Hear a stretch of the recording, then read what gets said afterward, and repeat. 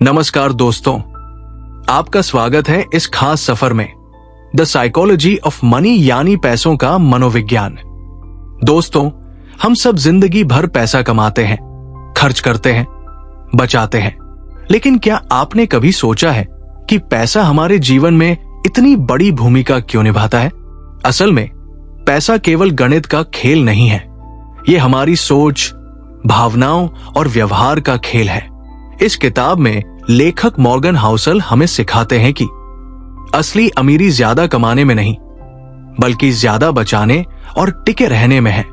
क्यों भाग्य और जोखिम, लक एंड रिस्क हमारी सफलता और असफलता दोनों में छिपे होते हैं।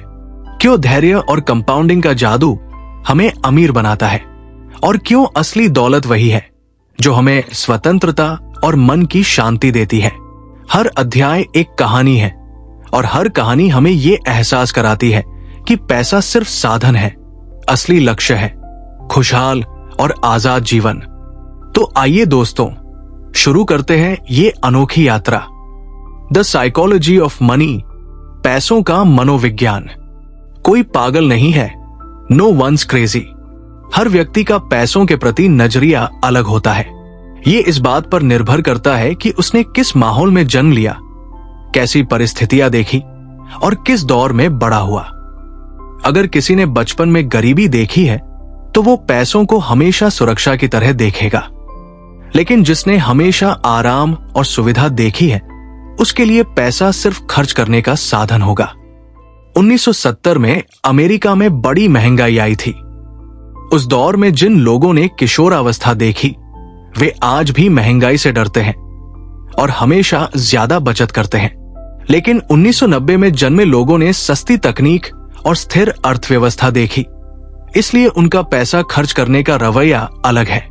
पैसे को लेकर किसी का नजरिया सही या गलत नहीं होता, वो बस उनके अनुभव का नतीजा होता है। भाग्य और जोखिम, लक और रिस्क। सफलता सिर्फ मेहनत का फल नहीं, बल्कि भाग्य और जोखिम का खेल भी है। हम अक्सर सफल लोगों की तारीफ करते हैं और मानते हैं कि ये केवल उनकी मेहनत है, लेकिन सच्चाई यह है कि उन्हें सही समय पर सही मौके मिले और उन्होंने उन मौकों का फायदा उठाया। बिल गेट्स के पास स्कूल में कंप्यूटर की सुविधा थी, जबकि दुनिया में उस समय शायद ही किसी छात्र के पास कंप्यूटर था। ये उनकी मेहनत नहीं बल्कि किस्मत थी। वहीं कई लोग बहुत मेहनती होते हुए भी दुर्घटनाओं, बीमारियों या गलत समय के कारण सफलता से दूर रह जाते हैं। सफलता और असफलता को केवल मेहनत से ना आके भाग्य और जोखिम को भी मान्यता दे। नेवर इनफ, कितना काफी है? इस सवाल का जवाब कई लोग कभी नहीं ढूंढ पाते। लालच इंसान को तबाह कर देता है। जब आपके पास पर्याप्त है तब भी, और पाने की चाह आपको अनावश्यक जोखिम लेने पर मजबूर कर देती है। हेज फंड मैनेजर ने लाखों डॉलर कमाए, लेकिन और अमीर बनने की चाह में धोखाधड़ी की और सब खो दिया। दूसरी ओर वॉरेन बफेट जैसे निवेशक जानते थे कि कितना पर्याप्त है और धैर्य से बने रहें। असली अमीरी ये जानना है कि आपके लिए कितना पर्याप्त है। कंपाउंडिंग पावर, पैसा बनाने का सबसे बड़ा राज है लंबे समय तक टिके रहना। छोटे छोटे फायदे अगर सालों तक लगातार मिलते रहें तो वे हैरतअंगेज नतीजे देते हैं। दुनिया के सबसे अमीर लोगों की असली ताकत उनकी निवेश अवधि है, न कि उनकी आईक्यू। वॉरेन बफेट ने अपनी दौलत का 90% हिस्सा 65 साल की उम्र के बाद बनाया। वजह, उन्होंने बहुत लंबे समय तक निवेश किया और कंपाउंडिंग को काम करने दिया। कंपाउंडिंग का असली जादू धैर्य से ही मिलता है, जल्दीबाजी इसे तोड़ देती है। अमीरी वह है जो आप नहीं देखते। अक्सर लोग महंगी कार, बड़ा घर या ब्रांडेड कपड़े देखकर सोचते हैं कि सामने वाला अमीर है, लेकिन असली अमीरी वह है जो दिखाई नहीं देती। अमीर दिखना आसान है खर्च करके, लेकिन अमीर बनना मुश्किल है बचत और निवेश करके। एक व्यक्ति मर्सिडीज कार चलाता है, लेकिन उस पर करोड़ों का कर्ज है। दूसरा साधारण कार चलाता है, लेकिन करोड़ों की बचत और निवेश रखता है। असली अमीर कौन है? निश्चित ही दूसरा। असली दौलत वह है जो आपने बचा रखी है, न कि जो आपने दिखावे पर खर्च कर दी। पैसा बचाइए, सेव मनी। पैसा बचाना आपकी आय पर नहीं, आपकी आदतों पर निर्भर करता है। चाहे आपकी सैलरी कम हो या ज्यादा, अगर आप खर्च में अनुशासन रखते हैं और बचत करते हैं तो धीरे धीरे आप अमीर बन सकते हैं। रमेश 1 लाख रुपए महीना कमाता है लेकिन सब खर्च कर देता है, उसके पास कुछ भी नहीं बचता। सुरेश 40,000 रुपए महीना कमाता है लेकिन 10,000 रुपए बचाता है। समय के साथ उसके पास सुरक्षा और पूंजी दोनों है। बचत स्वतंत्रता प्लस सुरक्षा प्लस लचीलापन, ये आपको परिस्थितियों के आगे मजबूर नहीं होने देती। फ्रीडम, असली दौलत ये नहीं कि आपके पास कितना पैसा है, बल्कि ये है कि आप अपने समय और निर्णयों पर कितना नियंत्रण रखते हैं। जब आपको ना कहने की ताकत मिल जाती है तो वही असली अमीरी है। मोहन करोड़पति है लेकिन रोज 16 घंटे काम करता है, तनाव झेलता है और परिवार को समय नहीं दे पाता। अमित मध्यम वर्गीय है लेकिन उसने इतना निवेश किया है कि वो अपनी मर्जी से काम करता है और परिवार के साथ खुश है। पैसा तभी सार्थक है जब वो आपको स्वतंत्रता दिलाए। रीजनेबल रैशनल, हर निवेशक का निर्णय हमेशा गणितीय रूप से 100% सही नहीं होता। असली मायने यह है कि वो निर्णय उसके लिए मानसिक रूप से आरामदायक और टिकाऊ हो। कोई व्यक्ति कर्ज पहले चुका देता है, भले ही निवेश से ज्यादा रिटर्न मिल सकता था।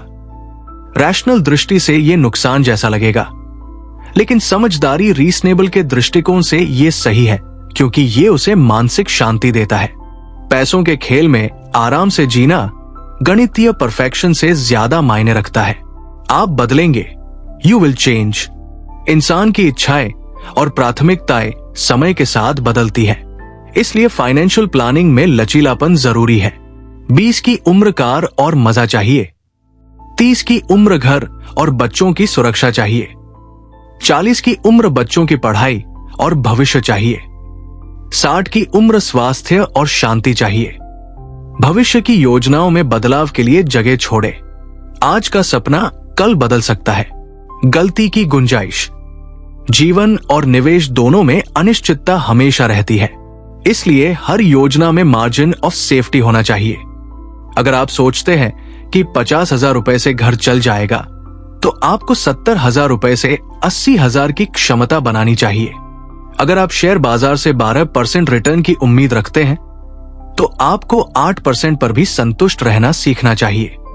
सुरक्षा का मार्जिन लंबी अवधि में टिके रहने का असली हथियार है। निराशावाद का आकर्षण, बुरी खबरें हमें जल्दी आकर्षित करती हैं क्योंकि वे हमें तुरंत असर डालती है। लोग निराशावाद, नकारात्मकता को ज्यादा यथार्थ मानते हैं, जबकि आशावाद, सकारात्मकता को अक्सर कल्पना समझते हैं। 2008 की मंदी में लाखों लोगों ने शेयर बेच दिए क्योंकि उन्हें लगा कि अब बाजार कभी सुधरेगा ही नहीं, लेकिन जिन्होंने धैर्य रखा वही आगे चलकर करोड़पति बने। अल्पकालिक निराशावाद खतरनाक है, लेकिन दीर्घकालिक आशावाद हमेशा फलदायी होता है। चौंकाने वाला ही सामान्य है, सरप्राइज इज नॉर्मल। भविष्य हमेशा अनिश्चित होता है। जब कोई अप्रत्याशित घटना घटती है तो हमें लगता है ये असामान्य है, जबकि असल में यही सामान्य है। कोरोना महामारी, 2008 की मंदी, ये सब अप्रत्याशित थे, लेकिन अगर आप इतिहास देखें तो हर 10 से 15 साल में ऐसा बड़ा झटका आता ही है। अनिश्चितता को ही सामान्य मानिए और हमेशा तैयार रहिए। गलती की कीमत, द कॉस्ट ऑफ मिस्टेक्स, निवेश और जीवन में गलतियां होना तय है। अमीर वही बनता है जो इन गलतियों की कीमत छोटी रखे और सही फैसलों का लाभ बड़ा बनाए।